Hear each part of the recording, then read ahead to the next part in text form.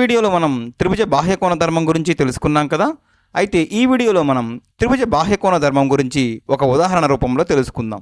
అంటే ఏదైనా ఒక సమస్యను అంటే త్రిభుజాలపైన ఒక సమస్యను సాధించడంలో ఈ త్రిభుజ బాహ్యకోణ ధర్మం ఎలా ఉపయోగపడుతుందో తెలుసుకుందాం. ఇంగ్లీష్లో దీనిని ట్రయాంగిల్ ఎక్స్టీరియర్ యాంగిల్ ప్రాపర్టీ అనే ఎగ్జాంపుల్గా పిలవవచ్చు. చూడండి, ఈ త్రిభుజ బాహ్యకోణ ధర్మం మన త్రిభుజాల సమస్యలను సాధించడంలో ఏ విధంగా ఉపయోగపడుతుందో. క్రింద చూపిన త్రిభుజంలో జెడ్ కోణం కనుగొనండి. మనకిలా ఒక త్రిభుజం ఇచ్చారు, ఏబిసి త్రిభుజము, లేదా అందులో ఏబిడి అనే త్రిభుజం కూడా దాగి ఉందిగా చెప్పవచ్చు. అయితే ఇక్కడ మనం జెడ్ కోణాన్ని కనుక్కోవాలి.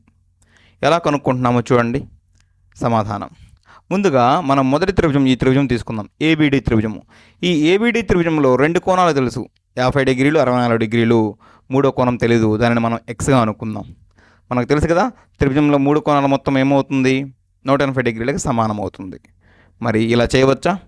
ఎక్స్ ప్లస్ 50 డిగ్రీలు ప్లస్ 64 డిగ్రీలు ఈక్వల్ టు 180 డిగ్రీలు. అవునా? దాని నుంచి ఏం రాయవచ్చు? ఎక్స్ ప్లస్ 50 ప్లస్ 64 ఏమవుతుందండి? 114 ఈక్వల్ టు 180 డిగ్రీలు. మరి రెండు వైపులా మనం ఇలా 114ను మైనస్ చేద్దాము. తద్వారా ఏమవుతుంది? ఎక్స్ ఈక్వల్ టు 66 డిగ్రీలు అవుతుంది. అంటే ఈ కోణం ఎంత? 66 డిగ్రీలు. అయితే మనకు కావాల్సింది జెడ్ కోణం, ఎక్స్ కోణం కాదు. మనం ఎందుకు ఎక్స్ కోణం కనుక్కున్నామో తర్వాత మీకు తెలుస్తుంది, గమనించండి. ఇప్పుడు చూడండి, ఎక్స్ ఎంత వచ్చింది? 66 డిగ్రీలు వచ్చింది. అవునా? డీకి కుడివైపుగా నేను మరొక కోణాన్ని ఇలా తీసుకుంటున్నాను, దీన్ని వైగా తీసుకుందాం. అవునా?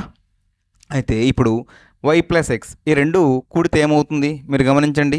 వై ప్లస్ ఎక్స్ అంటే మొత్తంగా ఇదే కోణమా? ఒకవైపు వై, మరొక వైపు ఎక్స్. అది ఎలా ఉంది? సరళ రేఖ పైన ఉన్న మొత్తం కోణంగా ఉంది కదా. సరళ రేఖ పైన మొత్తం కోణం ఏమవుతుంది? ఇలా సరళ కోణం అవుతుంది, 180 డిగ్రీలు. అవునా? మనకు ఎక్స్ విలువ తెలుసు, తద్వారా వై కనుక్కోవచ్చు సులభంగా. చూడండి ఎలాగో. వై ప్లస్ ఎక్స్ స్థానంలో మనం 66 డిగ్రీలు తీసుకోవచ్చు, ఈక్వల్ టు 180 డిగ్రీలు. అంటే అంతిమంగా వై విలువ ఏమవుతుంది? రెండు వైపులా -66 చేస్తే ఏమవుతుంది? Y equal to 114. ఎందుకని? 66 - 66 పోతుంది ఎడం వైపు, కుడివైపు 180లోంచి 66 తీసివేస్తే అంతిమంగా 114 డిగ్రీలు వస్తుంది. ఇక్కడ వై విలువ 114 డిగ్రీలు, తద్వారా జెడ్ విలువ చాలా సులభంగా కనుక్కోవచ్చు. అయితే మనం వై విలువను మరొక విధంగా కూడా కనుక్కోవచ్చు. చూడండి, త్రిభుజ బాహ్యకోణ ధర్మం ద్వారా చాలా సులభంగా కూడా కనుక్కోవచ్చు. అది ఎలాగో చూడండి.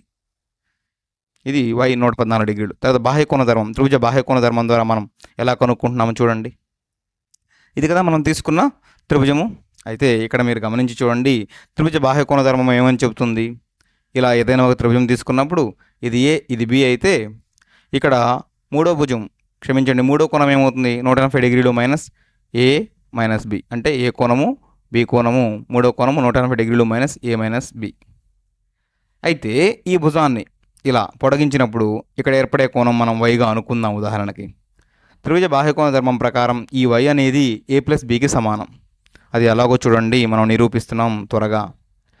వై ప్లస్ 180 డిగ్రీలు minus A minus B equal to ఎంతకు సమానం? మొత్తం సరళ కోణాన్ని ఏర్పరుస్తుంది కదా.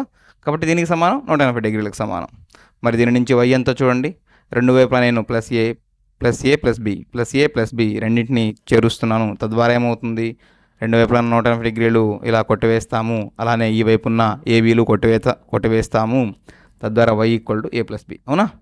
ఇలా బాహ్యకోణము అంతర్గతంగా ఉండే రెండు కోణాలకు సమానం. ఈ త్రిభుజంలో వై బాహ్యకోణము అనుకుంటే దానికి అభిముఖంగా ఉన్న, అంటే అవతల వైపు ఉన్న రెండు శీర్షాల దగ్గర ఉన్న కోణాలు ఏబి అనుకుంటే Y equal to A plus B. ఆ విధంగా చూసినప్పుడు మనకు వై విలువ ఏమవుతుందండి?